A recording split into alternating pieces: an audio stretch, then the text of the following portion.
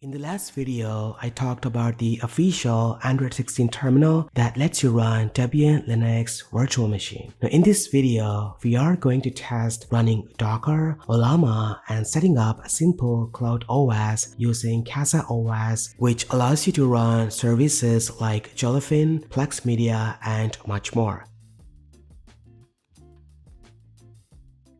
Android 16 is a massive update that brings built-in support for running Linux distributions. This official terminal application from Google for Android boots up Debian in a VM and provides essential system admin features like managing services with systemctl, disk resizing, port forwarding, and recovery. Thanks to the Android Virtualization Framework, also known as PKVM, the hypervisor maintains the integrity of the executed code and confidentiality of the PVM assets even if the host Android or other PVMs are compromised. Currently, the Android 16 terminal is available only for Pixel devices, and you need to be running the latest Android 16 developer preview. For the best experience, I recommend connecting a Bluetooth mouse and keyboard to your Android device, as this makes interacting with the Linux terminal much easier. To get started, enable Linux environment inside Developer Options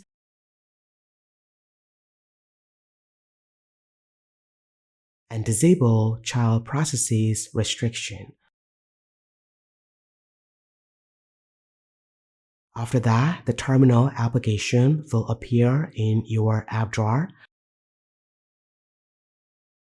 Open it and you will be prompted to download the pre-configured Debian VM, which is around 600 megabytes using Wi-Fi.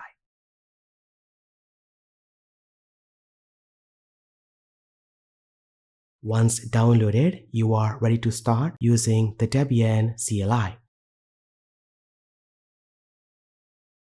You can also adjust the VM disk size. Just go ahead and click on the settings gear icon from the top right. Select disk resize and increase the size to the maximum allowable of 16 GB. Then restart the terminal to apply these changes. Unlike Termux, which is not FHS compliant, the Android 16 terminal boots up a complete Linux distribution. This means you can run daemon services, set up a desktop environment, and even use GUI applications just like on a computer. This is super beneficial for Android tablets as they can take an advantage of the terminal. Now let's start setting up Ollama. First, update the repository by running this command.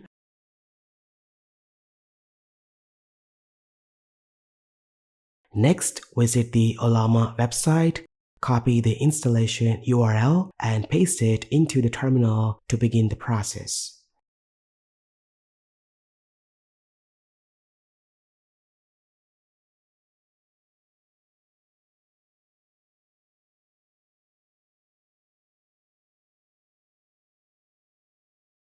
Once installed, you can confirm that Ollama is running as a daemon service by running this command.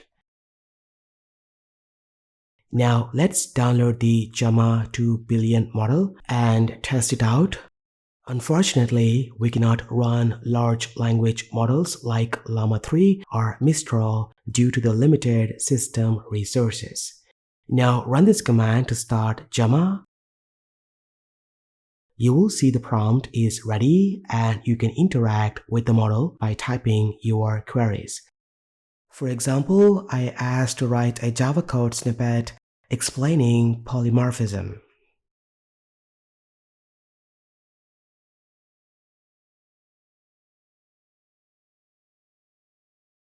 My Pixel 7a handled it perfectly fine, but the text generation is a bit slow since it relies heavily on the CPU. But still, I'm impressed with its performance.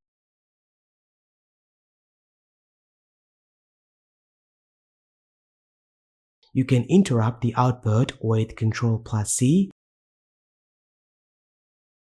and exit the prompt using Ctrl+D. Now let's test Docker. Before setting up Docker, I need to stop the Ollama service in the background to prevent crashes. Now, installing Docker on Linux is straightforward. Simply run this command to install it. Then switch to root user in order to interact with Docker. If no root password is set by default, you won't be prompted to enter one. Now make sure Docker is running as a daemon service and verify this with this command. To test Docker, I downloaded Ubuntu. After the download, you can list the installed Docker images by running this command. Then type this command to run Ubuntu in a container environment. You will see the prompt has changed, indicating that you are inside Ubuntu Bash environment. Now inside the container, I confirmed we are running the latest Ubuntu LTS. Now updating the source list and installing packages like NeoFetch and HTOP worked flawlessly.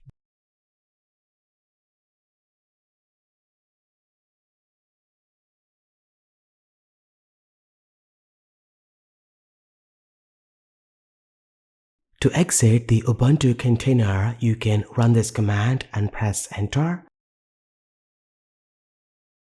Now you can also check running the containers in the background, stop them and remove them to free up the space.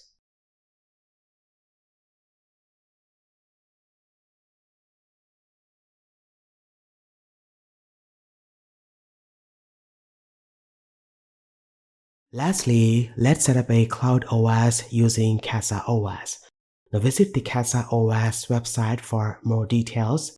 CasaOS is an open source software designed to provide a simple personal cloud experience based on the Docker ecosystem.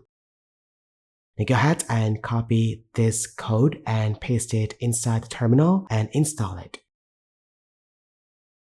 Now this will take some time. Sit back and relax.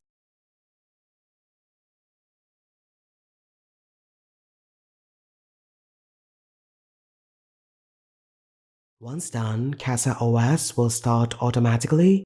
Go ahead and open your browser and type the localhost IP address to access the web UI or click the provided web view link.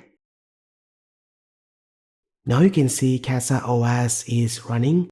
Go ahead and set up username and password to log in.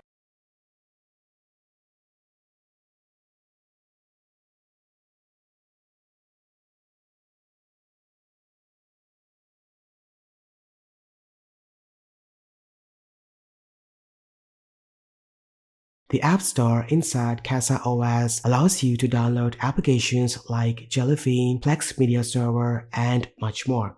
For example, I installed the speed test application and it worked perfectly.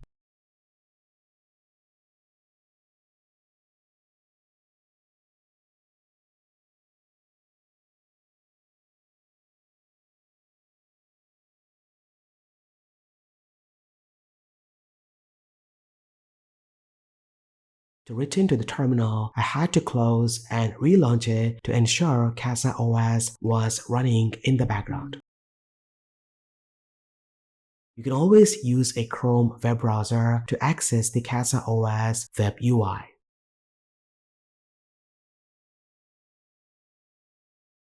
Next, I tried installing Jellyfin. After setting up Jellyfin, everything worked smoothly.